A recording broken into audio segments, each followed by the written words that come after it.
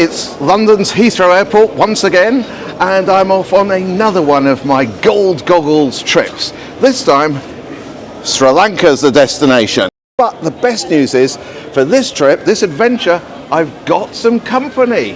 This is Junior Goggles, and our first leg of the journey is a flight to Doha. And this is the line to the gate. Well, 13 hours after leaving London, we've made it here to Colombo. Gold Goggles and Goggles Junior still in one piece, and we've just got a bit of time to take in this rather craziness of Colombo City. Sri Lanka used to be known as Ceylon. The country's two languages are Sinhala and Tamil, but you won't be able to read or understand either. Fortunately for us, English is the third. They drive on the left and use British plug sockets. And nearly everyone in Sri Lanka is religious. There are Muslims, Christians and Hindus, but the biggest religion in town is Buddhism. Cross-legged statues and brightly coloured halls. To find out more, Junior and I decided to head north. Colombo is full of reminders of British colonial rule, and none more so than the railway system, although Junior really was not keen on spending the entire 3-hour journey hanging off the back of a train. So, packed with supplies from the canteen, we climbed aboard. There's just one word of caution.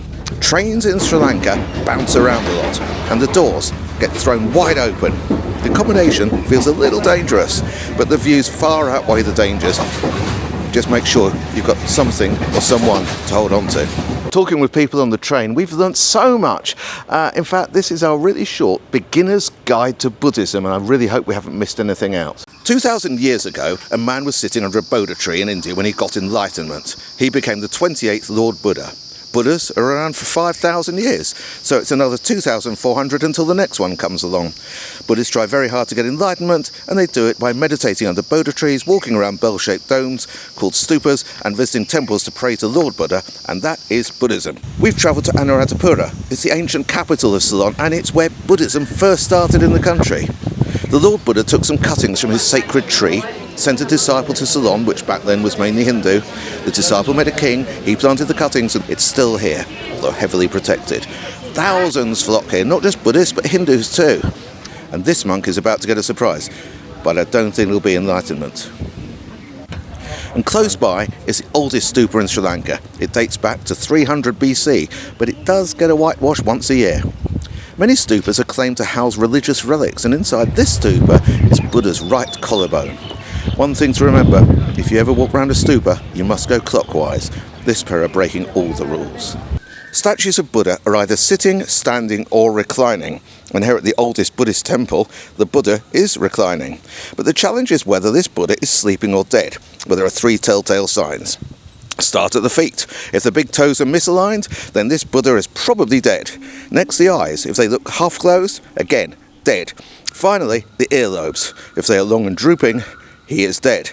So there you have it. This Buddha is not just sleeping, he's well and truly dead. Buddhism came to Sri Lanka. It didn't replace Hinduism. No, the people lived together. In fact, you can often see Hindu gods in Buddhist temples. I think, the world could learn a lot from Sri Lanka. One problem with Buddhists is that to attain enlightenment, you need to build your temples as high up as possible. Getting to Dambulla's rock temples took a while, but well worth it when you get here.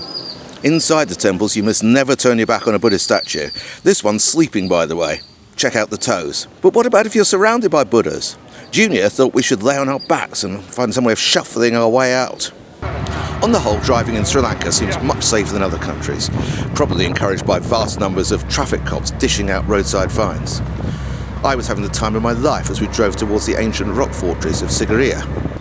But we'd made the decision to take the more challenging option of climbing Pidurangala Rock. We'd been told it would take around 30 minutes, but the gentle steps soon became an obstacle course, creepers, rocks and dead-end trails. And we didn't expect to see a reclining Buddha. This one's dead. Check out the toes. The next stage was even tougher as the gaps got narrower.